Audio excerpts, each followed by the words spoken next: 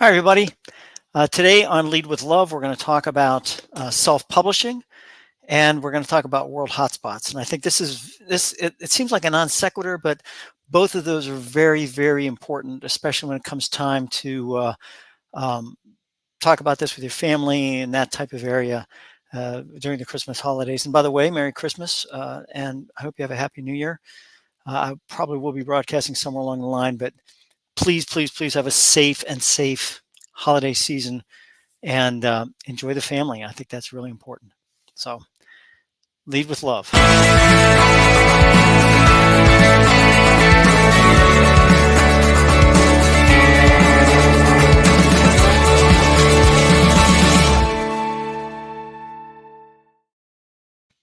Okay, so the two things we're going to talk about today are self-publishing and hotspots around the world. And I think the self-publishing aspect is going to be a two-parter. This is going to be just an intro on different aspects of it and different ways to perform it. And a lot of people might say, what are you talking about self-publishing for, Chris? Well, since the year 2000, literally since 2000, 2001, somewhere along there, I've been contemplating about writing a book. And then around 2009, 2010, I started to actually, it was before that. It was 2003 or four. Wrote a book, did some self-publishing, went to a self-publisher, did that, really enjoyed it, went to another self-publisher. And the self-publisher I use now is a self-publisher called Lulu. And so far, Lulu has done pretty well. And you can get to the site, and we're actually going to go to the site and do other things with it in the next show or the next couple of shows. But basically, what you want is I'll tell you what. Let's go through the actual presentation, and then we'll go from there. So we're gonna go from that. And I think that the important part is self-publishing for me, right? There are people telling you not to do it, like don't do that. That's vanity publishing, and should I just try to do it a conventional publishing route, right? And how hard is it to get the story published? When we talk about those types of things, what effort does it take to be able to make that stuff happen? And I think this is extremely important for people that are out there that are thinking, I'm going to be the next J.K. Rowling. I'm going to be the next Lee Child. I'm going to be the next Robert Parker. I'm going to be the next, I'm going to be the next Margaret Mitchell. I'm going to do this fantastic, novel that's going to be so fantastic and whatever else. And I'm going to tell you that that's a great goal and it's something to pursue. But let me tell you how I did it and how self-publishing can in fact help you in kind of a marketing aspect. And I think that's important. So it's, the first thing we talk about is self-publishing hard? Well, you got to write first, and then, it's important to know what you're going to write. Are you going to write a book? You're going to write a journal? What are you going to do to be able to make that happen and be able to do the things you need to do to be able to try to get it for free? You want to be able to publish it through a website, usually for free. If it's not for free, it's going to be like a small cost. Like to publish an ebook on Lulu, I think is like $4.99. But that's okay. It used to be free, but Lulu, they got to make money too, right? They have a service there. And even after you self-publish, you can self-publish on Lulu and sell on their bookstore, and you do not have to pay 1 cent to have that done. Not one, to publish on their bookstore. Now, if you publish globally, you got to get a proof copy, and you got to get a proof copy. It all depends. Proof copies have cost me like $8, $10. That's not that bad, and it's just you have to, but you have to, once you write the book and you proof the book, copy edit and whatever else, you got to find a venue to publish, right? Plenty of companies out there that are willing to publish your book for a fee. It's not for free, it's for a fee. Now, the minute that you get a letter that says, congratulations, you've been selected, we took a look at your manuscript and we love your manuscript and we want to publish you. And you need to ask them the question, how much is this going to cost me, right? And a lot of times what they'll do is, it won't cost you a cent. No, no problem. Publish it for free. We'll even give you $1. We'll give you $1 royalty. We'll give you $1 royalty. And I've been through that. I've been through this with a specific company. And man, I'll tell you, that was a heck of a way to get started in the publishing route. That was horrible. And what they do is they overcharge you for the books. They overcharge you for the shipping. They overcharge you for everything. And that's how they make money. That's how they do it. They publish quantity, right? And Lulu does the same thing. Let's be very clear here.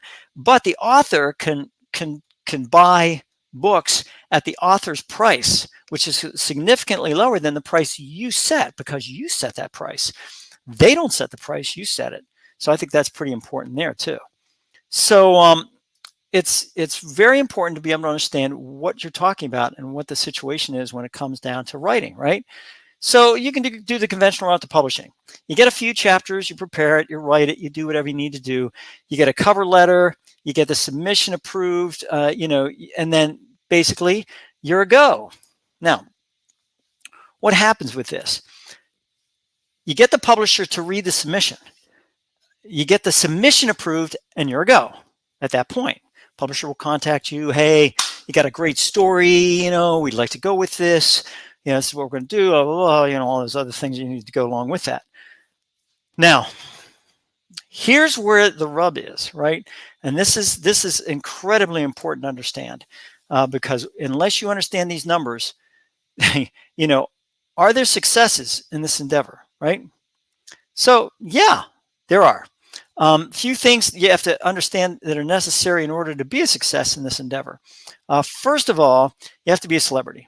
If you're a celebrity and you're out there, you're famous, there are celebrities that can't even write their name, that write books. In fact, one celebrity I remember wrote a book, and she wrote the book, and the broadcasters that were broadcasting and getting her on to talk about the book, some of them on the side were saying, has she ever read a book?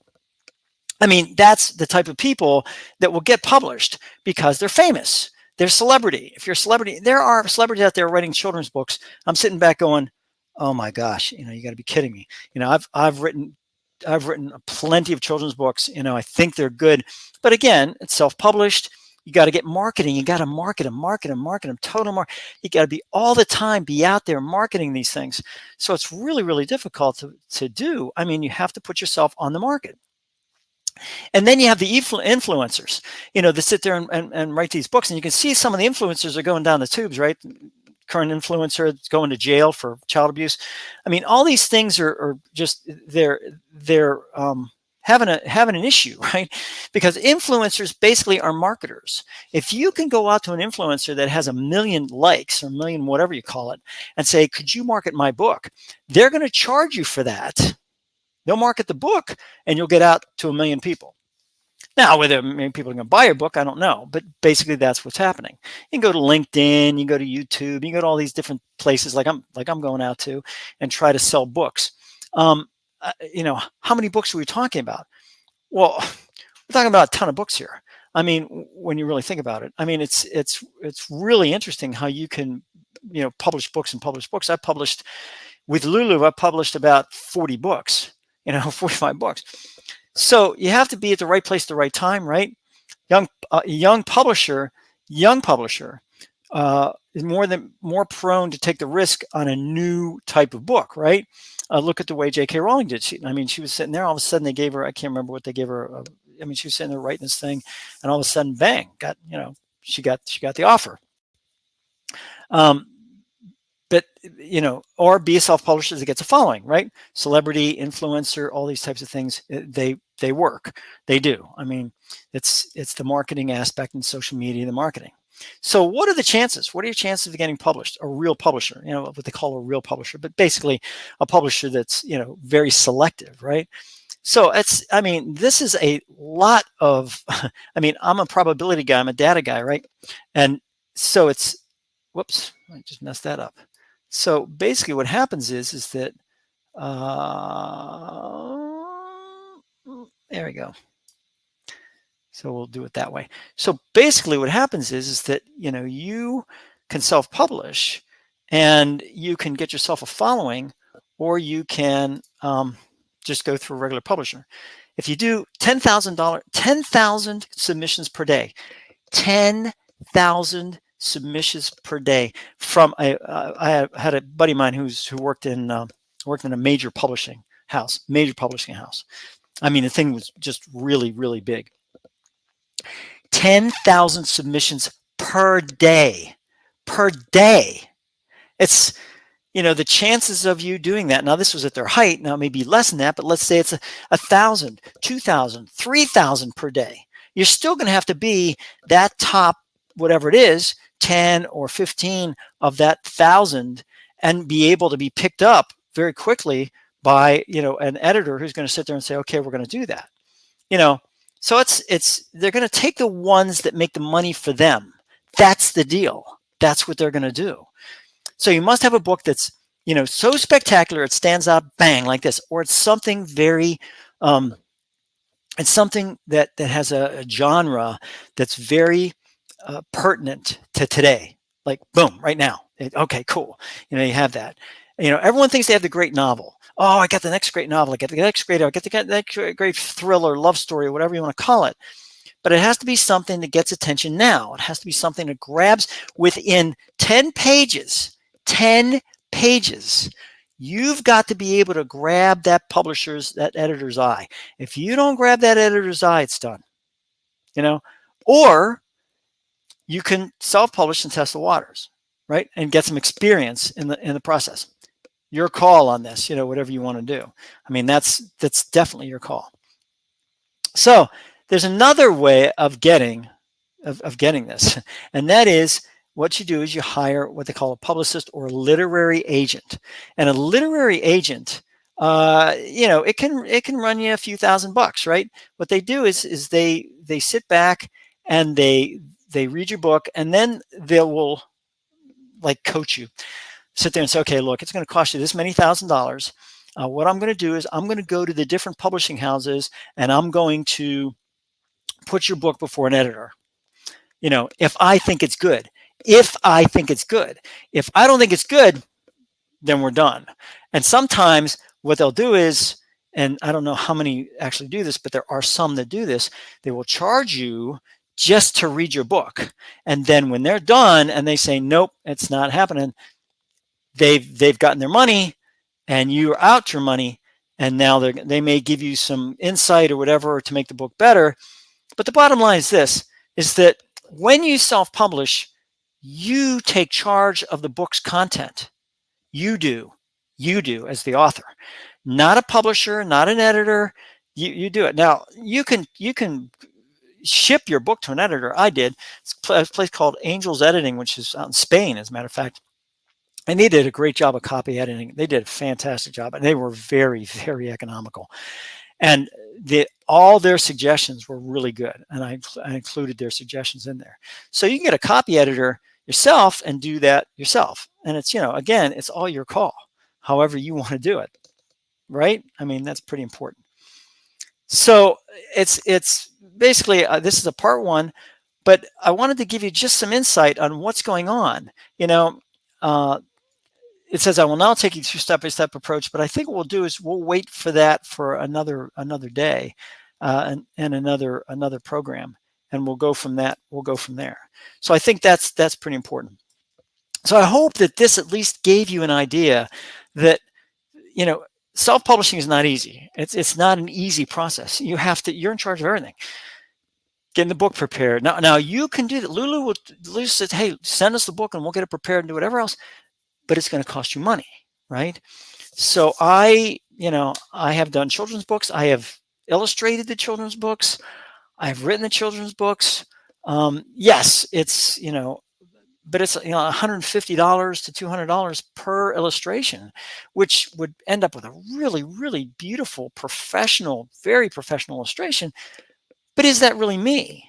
Is that really me? I don't know. So I just don't do it that way. And again, you can do it whatever way you want. I mean, there's nothing wrong with hiring a professional and doing those things that you need to be done. That's not a problem, and it never has been a problem. So I'm really hoping that you don't think that this is something that's going to be very strange. Like, all of a sudden, oh wow, I got to do this, I got to do this, I got to do this. If you have uh, Word and you have a Adobe. Now, what I do is I use an old copy of Adobe Acrobat. I have an old copy of Adobe Acrobat, and it's great. It's fantastic because I can take the Word document, I can put it in a PDF, and then I can edit the PDF. Now, if you get Adobe, you got to get a subscription, and I own the old copy. It's fine with me. I update it whenever I need to do it. It's great. I love it. Adobe Acrobat, the old Adobe Acrobat. I can't remember what I think I have. 2010, something like that. But I don't care. That's fine. It works. That's all I wanted for, is to be able to do it. And I can do forms and all that stuff. So yeah. I mean, if you have Word, and if you don't, if you sit there and say, well, Chris, I don't have Word, fine. Then don't get Word. Get yourself a free one. What's the one I have? Let's see. I'm trying to think what the one I have is. Let's see. I think it's called Office Libre, I think, is the one I have, and that's it's basically free Office, and it gives you all the same things as Office does. You have to just be careful. You have to make sure you put your virus scan on when you download it. Make sure there's no viruses on it, whatever else. But it's called freeware, and it's freeware because it's free. So that's what happens with that. So let's go to the second part of this thing, which is hotspots in the world, because I want to give you something a little bit different than just I think learn, offer, value, educate. It's all about learning and offering, right? So I'm going to tell you what I've learned, and then I'm going to offer it to you. So let's talk about the first hotspot. The first hotspot is located in Sudan. So remember, this is South Sudan right here. In 2013, South Sudan broke away from Sudan in 2012 and made its own country, and then there was all kind of issues in South Sudan. In Sudan, there's problems because you have the northeast side of Sudan, and basically what's happening is they're having a lot of rebel action. And in fact, what's happening is it's hitting it so hard that Khartoum, which is the capital, has already been hit, and they're hitting other cities as it goes along. You notice where the cities are located, right along the river here, right? Right along the river. Well, of course it would be, because you have a river, right? Water is life. So, all this is all desert area. So you have to understand that. So that's the first one. The second one is Ethiopia. And the reason Ethiopia is having a problem is Eritrea here, and Ethiopia wants one of their ports, and Eritrea is saying no. So that could very definitely be a hotspot in the future between Eritrea and Ethiopia. Also, Ethiopia, again in the northeast region, is having all kind of problems with rebel activity. So Ethiopia, Eritrea, northeast area, the Tigray, what they call the Tigray region, Tigray, that could be a definite problem. Now, I want to tell you the difference also in geography between the Red Sea. So this is the Red Sea. This is the Persian Gulf. You notice it's different. It's not the same. Not the same. Okay? Persian Gulf, what do we have here? This is Iran. Iran fires missiles at things in the Persian Gulf. Just likes to do that. Okay? So remember Kuwait, liberated 1990s? Yeah, okay. So we have that. The Red Sea is the one that's currently undergoing all kind of issues because it goes through the Suez Canal, which is right here, and goes up to the Mediterranean. Otherwise, and there are ships that are doing this now, ships have to go over, down, around, called the Cape of Good Hope, here, right? The Horn of Africa. The Horn of Africa is not Cape Horn. It's not Cape Horn. This is the Horn of Africa. And you notice you come from the Med through the Red Sea. There it is, the Gulf of Aden, out into what? Oh my goodness, what is this? This is the Arabian Sea. It's not the Indian Ocean. The Indian Ocean's over here. Okay, so this is where you have all kind of issues when you have geography. But anyways, all right. So that's enough of that. Now another area, another hotspot. Quickly, sorry, Nagorno-Karabakh. All right, Nagorno-Karabakh's in here. You have Armenia and Azerbaijan. They are still fighting. They are still. I mean, Nagorno-Karabakh has been shown the door to Armenia. Everybody from Nagorno-Karabakh, get out. This is Azerbaijan territory, which it really isn't. It's Armenian territory, but it's the type of thing is called an oblast, which was done after the Soviet Union collapsed. So basically, what's happening is that people are all going to Armenia. We are having a refugee crisis in Armenia. Azerbaijan wants this out. Armenia is allied with who? Russia. Yeah, interesting, huh? Russia doesn't want to. In fact, Russia has troops in there to do peacekeeping. They're not doing anything. So why? Because they're trying to fight Ukraine. So there's Azerbaijan and Armenia. Problem, right? Yeah. Okay. Another hotspot, big time hotspot, is going to be right here. So you have Venezuela here. You have Guyana here. Venezuela, Guyana. Guyana has a ton of oil they just found. Northwest region. Venezuela says, nope, that's ours. That's our region. Guyana says, nope, that's ours. But we're going to do peaceful, negotiations and figure out what to do and all this stuff. I'm telling you right now, nope, hotspots. It's going to be a hotspot. Venezuela is going to build up their forces along this area, and then they're going to go in and they're going to take this area as their own. There was I was listening to a sermon the other day, and a guy said, wars start because of land. And I absolutely agree with that. Wars start because of land. I mean, yes, people want land. They want these areas. It's nutsy cuckoo, right? Remember, this is all Brazil here, right? So Guyana, right? So this is another hotspot. This is what's going to happen. And this is going to be a hotspot. Let's talk about another hotspot, which people don't recognize. But I'm going to tell you that this thing is going to blow up, and it's going to blow up real soon. And this is called Quebec. Quebec is part of Canada. It is part of Canada. The French have always wanted Canada. They've always wanted it, even during the Revolutionary War.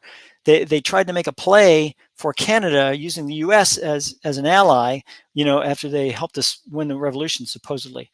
So, I mean, well, I shouldn't say that. Lafayette was really good. He was really a good. Marquis de Lafayette was a good ally of America, and constantly questioned the French, the French's reason for doing things. You can read more in my book, Why the U.S. Needs to Reevaluate Its Relationship with the French. It's on lulu.com. It's a self-published book. It's also on Amazon. So basically what's happening is Quebec, I'm going to say Quebec and piss them off. Quebec basically has stated that every student, they have to have 80% of their students that go to any university in Quebec, and they have to be a certain level of French. They have to have a certain level of French. Now the Canadians are sitting saying horse poop on this. This is no, that should not be a requirement. But Quebec is saying yes, that is a requirement. So now they're fighting back and forth on that. This is a hotspot, folks. This has always been a hotspot. They had a referendum a while back. They wanted to split off. People in Quebec said no, and I'm going to tell you why they said no. They said no because what are they going to do about national health coverage? They're going to rely on the French because they've relied on the French for other things, such as fighting their wildfires. Their wildfires. The French came over and helped Quebec, not Alberta, not Ontario, not any of those, but Quebec. Why? Because there is an everlasting joint at the hip thing between this province in Canada and the French. So no matter how it looks from the standpoint of Quebec, it's definitely a French area, and it is going to be a hotspot in the future, undoubtedly. So again, these are all predictions based on those other areas. So that's pretty much it, and that's all I have for today. But I wanted to just cover that with you because I think it's pretty important to understand a lot more about the world. And I used to do it with the worldview and data show and all that stuff. But I think I'm going to just combine all this and use it with Lead with Love because it's things that I've learned, and then I'm going to try to share with you guys out in the audience. And and again, if there's any issues or whatever else, you can certainly contact me at candr@statisticssleuth.com. I'd be more than happy to answer it via email, or be more than happy to take it on as a subject in a future show. So this is Chris Greco, and I'm signing off and telling you, I don't know if I'm going to have a show on Thursday, but if I do, I'll wish you a Merry Christmas then also. But please spend time with the family. Please love them. I think that's really, really important. If you're going to have a discussion and it's going to roll around politics or geography or whatever else, lay some ground rules on that. Basically that everyone's to be heard, and there's not to be any laughing during people, unless people make it humorous. There's not be any laughing during their discussion or whatever else. Hear people out. Hear them out. You'd be surprised what you can learn if you just hear people out. And to tell the truth, a lot of people, I think, are getting upset because they're not being heard. Hear them. That's part of the deal. And I will tell you, have a great pre-holiday week, and we will see you guys probably not until after the new year. You take care of yourselves, and always lead with love, learn, offer, value, and educate.